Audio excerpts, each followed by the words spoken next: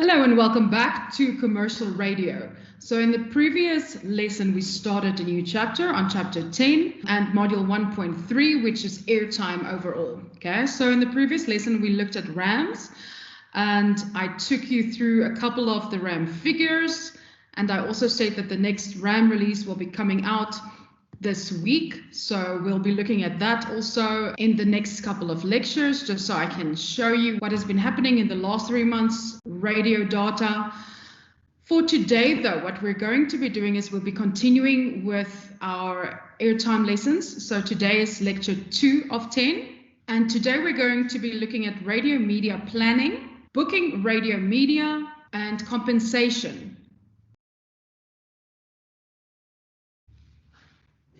So you can open your book on page 373, okay, Next Level Radio, if you want to follow along. What is radio media planning? Radio media planning, simply put, is the science and the art of knowing where, when, and how to execute paid radio advertising elements on relevant radio stations. A media plan is a document that is put together by a client or a client's specialist media agency that assumes one of two things. So either that advertising is the solution to the client's marketing challenge, and it's necessary to purchase media space to reach the right target market for the client's marketing challenge. Most clients utilize media agencies to do their radio media planning for them. This is because they're experts in analyzing media research and numbers and can recommend the right approach for the client based on their particular needs. An advertising agency can be defined as a firm that creates promotional ideas, plans, and implements advertising campaigns, and provides other services to assist a client in entering and succeeding in a particular market. A media planner in an agency will typically need some information from a client to put together a radio media campaign for them. This includes the target market of the brand. So what type of people is the brand trying to talk to? The campaign period. So how long does the planner have to communicate the message to the target market? The duration of the material. Is it a 30-second advertisement or another type of material, like a live read, for instance, where a radio announcer reads the advertisement script? Then we need to know the budget. How much money does the client have for this campaign? The reach and the frequency objectives, very important. How many people does the message need to reach? And how often would those people need to hear the message in order to take action? Lastly, the environment. How accurately does the radio station's brand match the client's brand? Okay, all of these are really important before we can start putting together any sort of media plan. It's clear here that some aspects of media planning are very scientific. A media practitioner has specialist software available to them in which the RAM figures are already loaded and which can then deliver numbers on most of the key requirements listed above. Programs like Telmar can tell a media practitioner what types of people are listening to which stations. They can also tell the practitioner what reach they can get and what is their return on investment, so their ROI, okay? Other aspects of media planning are slightly less scientific. A good media planner will know the style and the positioning of radio station brands, as well as the positioning of their client's brand, and will be able to match them up successfully so that the content on the station complements the product or the service that the client brand is trying to communicate. When we talk about brand positioning for clients and radio stations, we mean the way in which these brands are perceived by you as a consumer. To what extent can the listener differentiate a given brand from a competing one? Does the listener believe the brand to have superior value compared to its competitors? Does the listener associate the brand with the positive attributes the brand owner desires? So if we look at an example, the car brand Aston Martin is often associated by consumers with the book and the film character James Bond. This association was consciously created by Aston Martin through their consistent positioning of the Aston Martin brand alongside the James Bond character by placing the car in the films over many years. As a result, when a consumer thinks of an Aston Martin, they see James Bond in their mind. This lends not only a personality to the car, which otherwise would have simply been a high-performance, expensive vehicle, but it also creates a perception of what an Aston Martin drive feels like.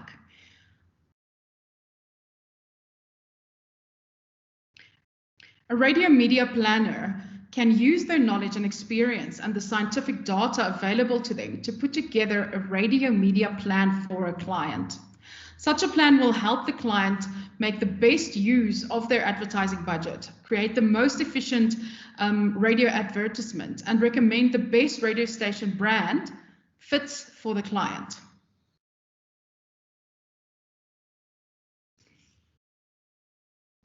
Here's an example of a basic media plan for a client's brand. If we look at this image, we can see how a media planner might compare radio advertisements to other types of media advertisements like TV or out-of-home advertising.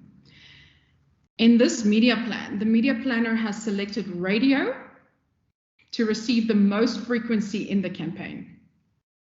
Frequency in radio can be defined as the average number of times that a listener will hear an advert, okay? So the average number of times that you hear an ad is the frequency, how frequently you are hearing the ad.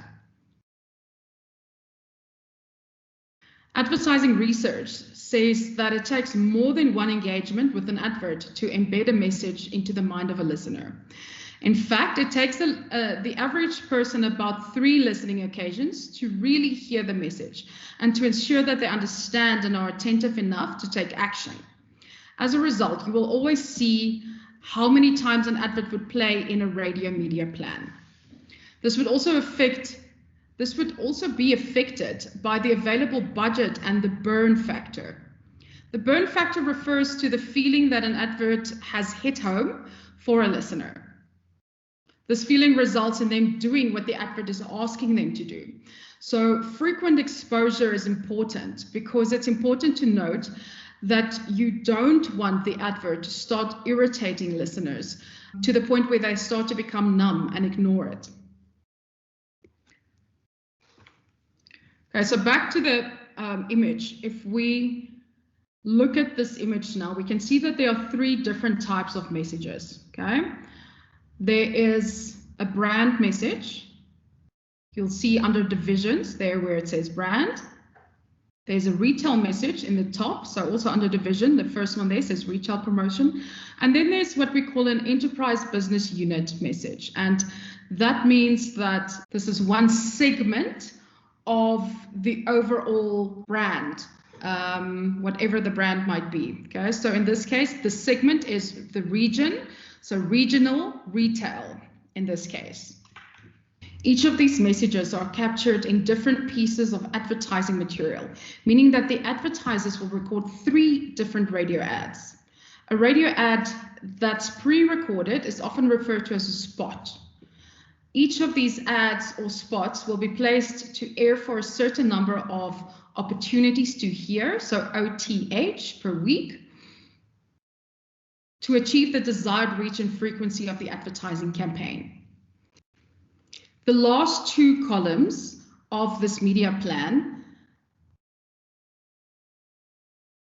shows you which time channels the adverts should be placed in. Okay, so morning and afternoon drive with 30% prime time and 30% with 70% prime time and 30% shoulder time. Half an hour, lead into news or news headlines. No 2 brand adverts should ever be in the same break, separate environments. So for example, the EBU message, EBU standing for Enterprise Business Unit message. designed to attract franchisees or business customers will be placed in relevant business environments and during the morning drive time, where these types of customers will be listening. The retail and the brand messages will be placed in the morning and afternoon drive times to achieve the highest listenership. The information in this media plan will then be overlaid with the information aligned to the client's target market, as I'll show you in this next image. Okay, so here you can see at the top of this image, there are quite important details about the client's target market. The services or products here can be marketed to high income earning people with interests in sport, travel, fashion, and entertainment. The target market is worldly and knows what's happening in trends internationally. They're informed, digital savvy, and are adept users of social media. They're overloaded with information due to the amount of access they have at their fingertips.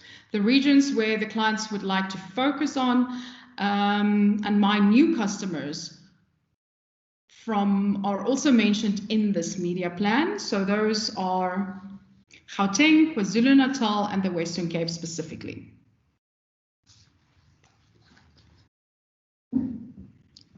So where am I getting that from? If you look under radio, they show you the radio stations. So under radio, you can see Metro FM and Ukhozi FM. For national and then regional, it shows you KFM and 947. The radio media planning principles in this specific image gives us the stations that have been chosen for this campaign, the time channels that are selected, the approach to the types of radio shows that the adverts will be placed in, and the types of radio advertising that will be utilized.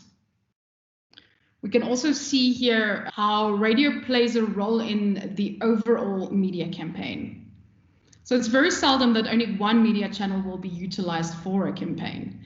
It's important to understand each type of media channel's role in the overall campaign and to link these channels together so that they complement and support each other. Okay, so for example, while radio is an excellent tool to reach a wide audience and to share a singular message with them on multiple occasions, it can't offer a visual element that a brand might need to demonstrate how a product is used.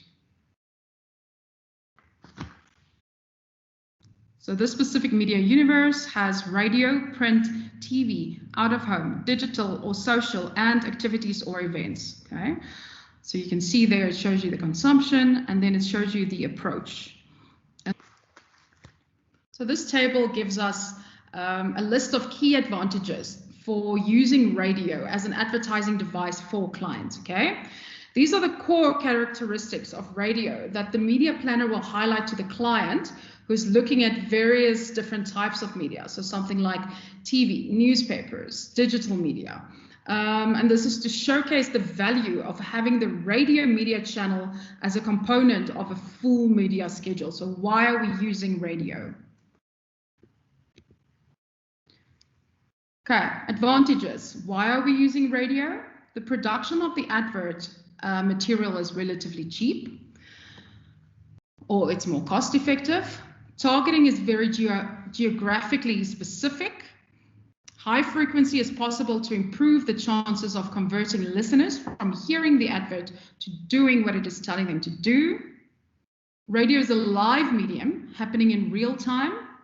Presenters can enable a personal one-to-one listening experience. Listeners are habitual in their listening patterns, so you can be confident of reaching people regularly. Targeting can be time-specific. Radio listening is mobile. Targeting can be language and interest relevant depending on what you want. Radio delivers reach and frequency. Radio is synergistic with other types of media that are included in an integrated media plan, such as out-of-home media. There are short lead times, the time between the initiating or developing of the radio ad and executing the radio media campaign. Radio is on air for 24 hours a day. Radio stations offer a variety of their own digital and content-based opportunities to enhance the nature of the media campaign and get presenter support and synergy for the on-air elements. No literacy is required.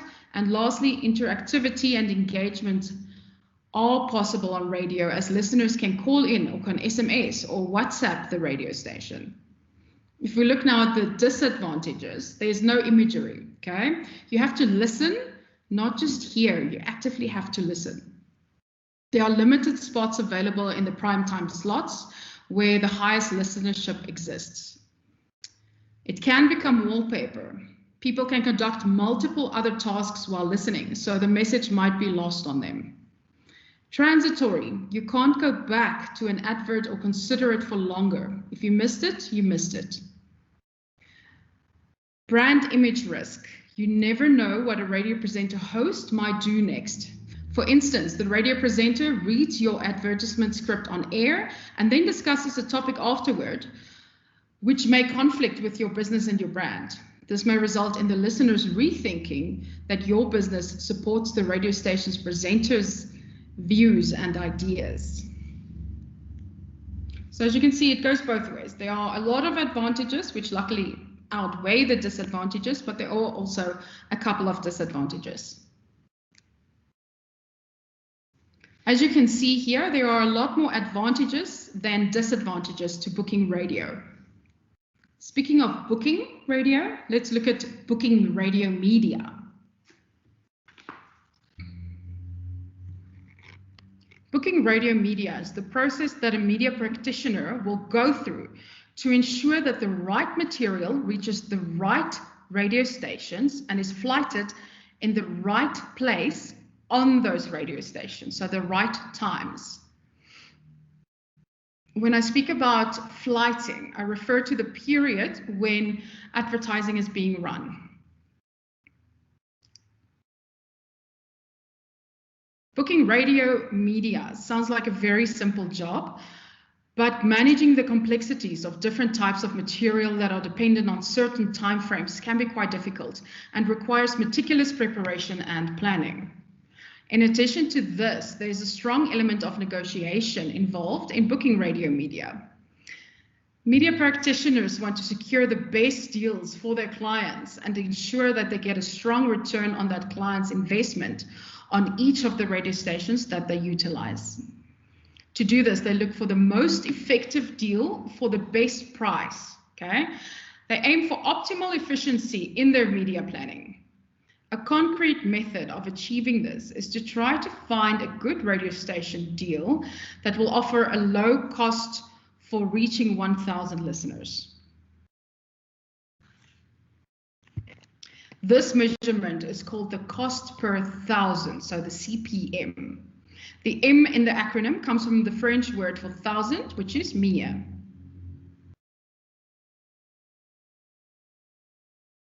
Lastly, the media practitioner must monitor what was booked, paid for, and flighted, and that it was on air at the right time. So you need to make sure that you got what you booked and paid for, and that it was done in the correct time channels. Each advertising element that is booked to flight on air is given a flighting code. This code is usually used to name the audio file that is sent to a radio station, and it will appear on the advertising log alongside the name of the campaign and the brand that has paid for it to be flighted on air. The flighting code is also often watermarked into the advert itself, so that special monitoring equipment can pick up the watermarked audio signature when the advert has played on air. This watermark cannot be heard by the human ear. If the agreed ad schedule was not followed by a radio station, then a lot of reconciliation during the post-campaign analysis process is required. These are the basic steps in the process of media planning. So those 10 steps are, firstly, the new radio plan gets approved by the client. Then the radio plan is sent to the radio stations. The radio station books the spots and the campaign elements then.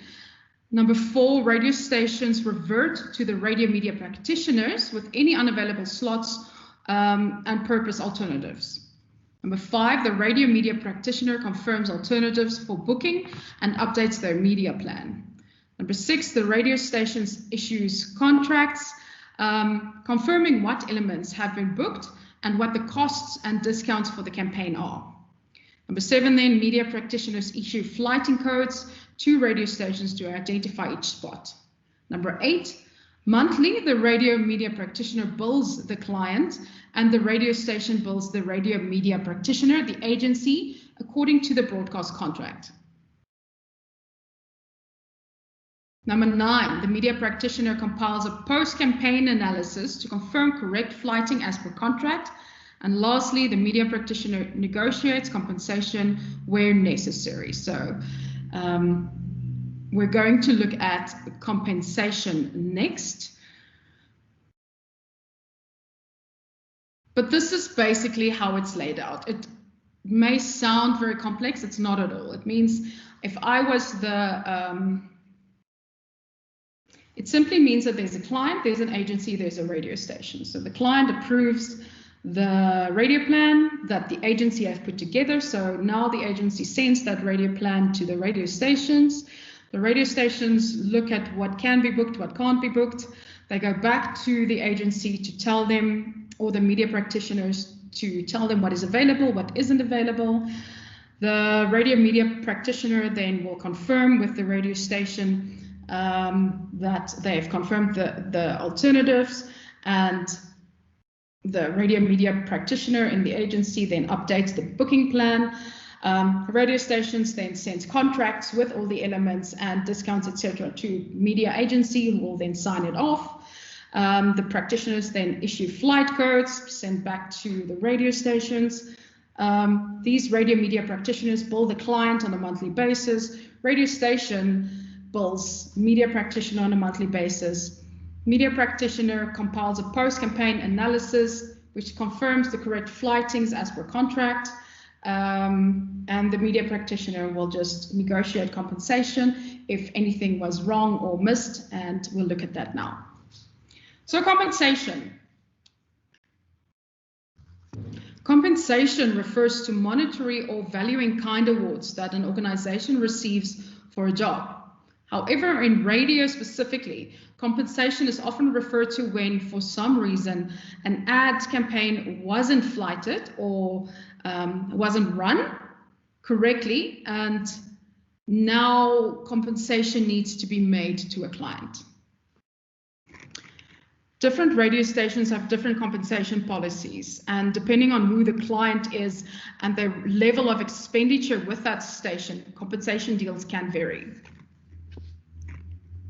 Some South African radio stations hold the policy of doubling up on their compensation. So when a client's ad hasn't flighted, they're going to offer to flight that ad again for free in the same time slot that it was originally booked in, and they're going to refund the client their money that the client spent on the spot in the first place. Like most processes in sales, negotiation is involved in compensation. The sales executive or the sales manager of the radio station will always try to strike a balance between keeping their client happy and limiting the loss of revenue to the radio station. So for instance, if a client is worth a lot to the station, then it's likely that the salesperson handling the compensation for the deal is going to try to get the client to take additional advertising at no cost, rather than refunding the client.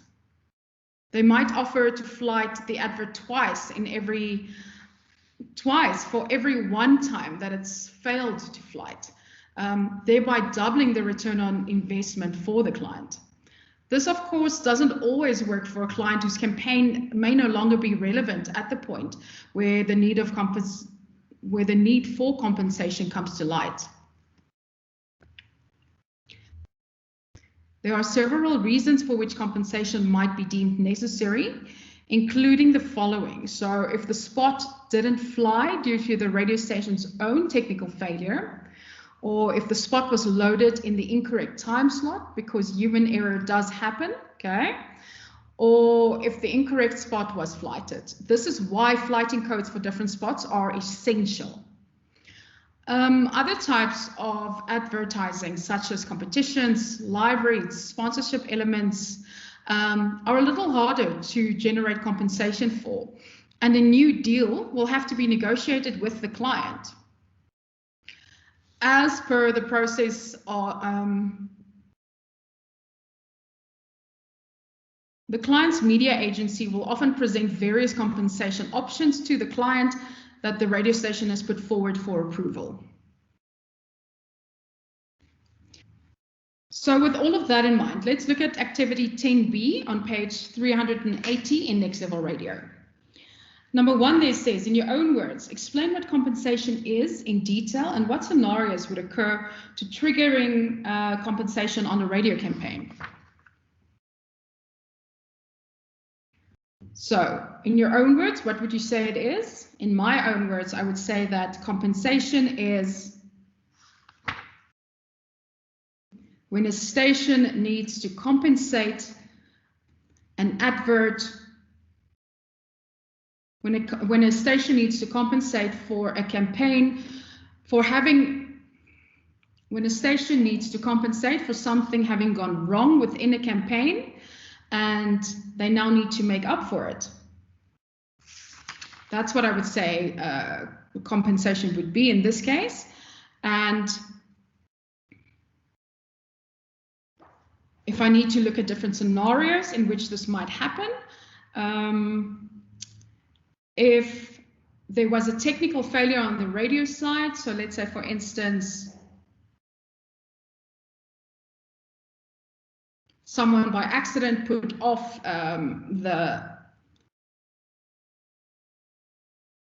so if the ad was scheduled incorrectly, so it was scheduled without volume, so for some reason the ad doesn't have volume, or if for some reason the ad was cut off, so only half of the ad played, or if the presenter by accident played the song over the ad, or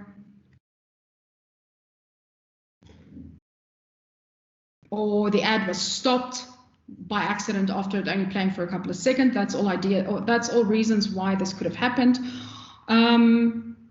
Or if it was placed in the incorrect time slot, so let's say the ad played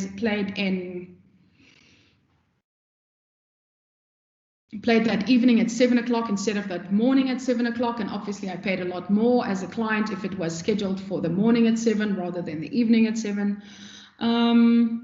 Or if you had 3 different ads that needed to play in 3 different time slots because it suited the different time slots and you played the wrong one in the wrong time slot, that's also something that you'd need to compensate me for. Okay. And then if you look at number 2 there, select a South African brand of your choice and develop a very brief radio media plan for it. Justify your selections and give details for each of these elements in your radio plan. So if you go back to your radio plan, so we might use whoever, we might use Nike there. So our first time channel, media channel, would have radio for Nike, and let's say it'll have digital secondly there.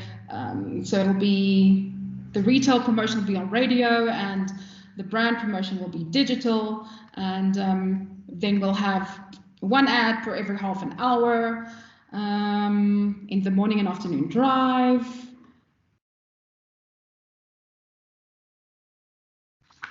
Etc., etc. Okay, and then after that, number 3, create a step-by-step guide to booking the radio media campaign. So that's what we just went through on page 379. Step-by-step guides on how we will do the basic booking of a radio media campaign. Okay. And that brings us to the end of this lesson. So in the next lesson, we're going to continue with airtime. So in the next lesson, we will be continuing with airtime, where we will be looking more specifically at the airtime sales team, brand knowledge, and developing relationships. So with that, I'm going to say goodbye for now, and I'll see you next time. Bye.